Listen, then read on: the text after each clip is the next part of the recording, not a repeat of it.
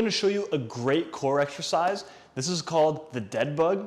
Now we actually prefer this to sit-ups and crunches when it comes to most things, but especially when it comes to hamstring rehab. The main reason is because it is a dynamic hip stability exercise. So what does that mean? Basically, it means that a crunch or a sit-up, you're flexing your spine like this and rounding a lot, and the only motion is your abs. Whereas a dead bug that you'll see in a second focuses on stabilizing everything in the core. So you're bracing the core, firing it, but your arms and your legs are what's moving while your abs, your midsection, forces itself and forces your abs to contract hard to not move your hips too much. So that's important because a lot of hamstring injuries are related to deceleration in a sprint or a run or something like that. So you can almost imagine that you're not running hunched over like a sit-up. You're running neutral spine, dynamic moving your legs and your arms. All right. So this goes back to the SAID principle, which is specific adaptations to impose demands, right? So if we're doing sit-ups and crunches for your core, research shows that sure, it can work the muscle, but it doesn't necessarily transfer over to doing a movement stronger or more properly. By doing the dead bug, or even variations of it, we're learning how to contract and brace the core while we're also moving other parts dynamically at the same time. Now we're going to talk about one important problem that we see with a lot of people when it comes to dead bugs versus sit-ups. A sit-up, people really feel the burn, they feel it a lot, but not everybody feels a dead bug in their abs just as much. The interesting thing about that is more elite athletes and the fitter people tend to actually feel their abs more, whereas more amateur athletes or regular everyday people feel their abs less during a dead bug. So that's because a lot of elite athletes are very efficient in their movements, and a lot of your average everyday people are less efficient, whether it's due to less training of the core, or even more lethargic, more tired, that type of stuff. A lot of lifestyle factors are also in play here.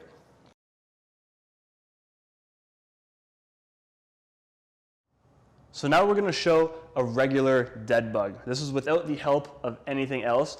Now this is interesting because one person I look up to a lot is Dr. Stuart McGill, and he teaches how to do this in a neutral spine, so it mimics what you would do on field or running or in whatever sport. However, in order to actually feel the abdominal activation, I've found, and many other people have found through experience, that most people feel your abs better if instead of being a neutral spine, you're in that posterior pelvic tilt spine. So what that looks like here is a neutral spine. You'll still have a little bit of room here in your lower back.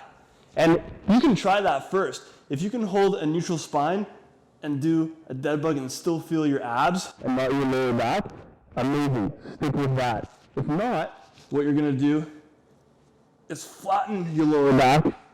That posterior pelvic tilt and ribs pinning down really fires the abs. You're going to get into about a 90-degree angle-ish with your legs. Same thing straight up with your arms. Opposite arm, opposite leg.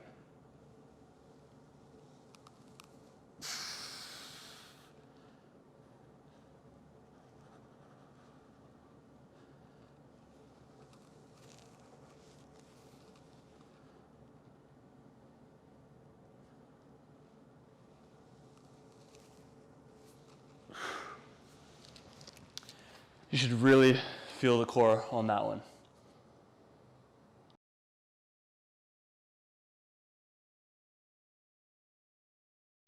So what we've done is added a few variations to make a dead bug more effective so you can really feel your abs working. And we want you to progress through these different ones. You can try them all, or you can just find one that really allows you to feel your core and your abs working and eventually burning as well. The first is a Swiss ball dead bug. what we're gonna do is get into the dead bug position here, and we're gonna start off exactly how we want in a normal dead bug, not neutral spine, but flatten lower back or as much as you can. That's gonna really brace the abs, turn the core on. And what you're gonna do with the ball is actually push your knee and your hand into the ball hard. That is gonna activate your abs even more, and you're still gonna do what you normally would. Opposite arm, opposite leg.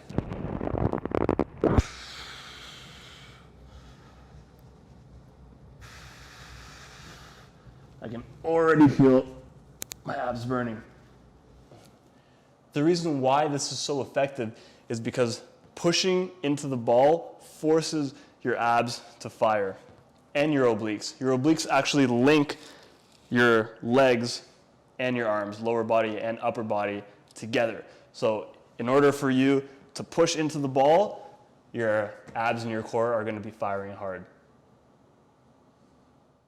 So next up is a band-resisted dead bug.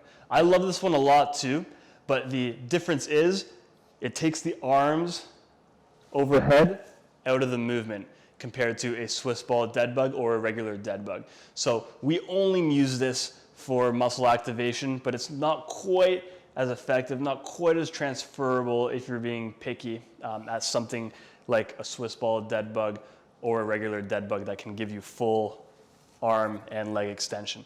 So I'm going to show you that you can use this with almost any implement that is sturdy.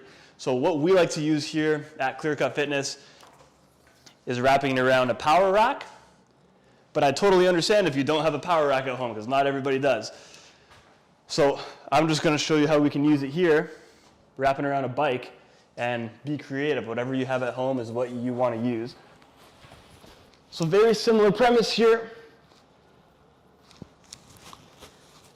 You want tension in the band. There's no point if it's loose and you're up like this. That's not going to do much for you. We want you to have tension in the band, set up, pin the ribs down, active core, lock your arms out. This is very important. We don't want your arms bent so it becomes a tricep exercise. We want your arms locked out so it becomes a lat stabilizer and abdominal exercise. So from here, you do the same thing.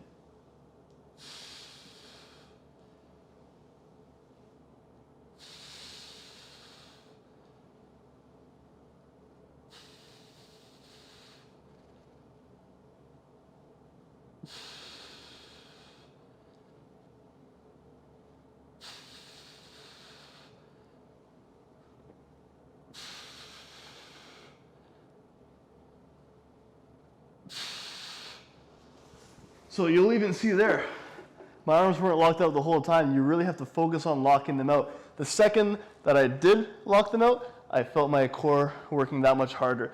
It takes the tension away from the triceps to then locking in the lats, which do attach to your core as well. That was pretty hard.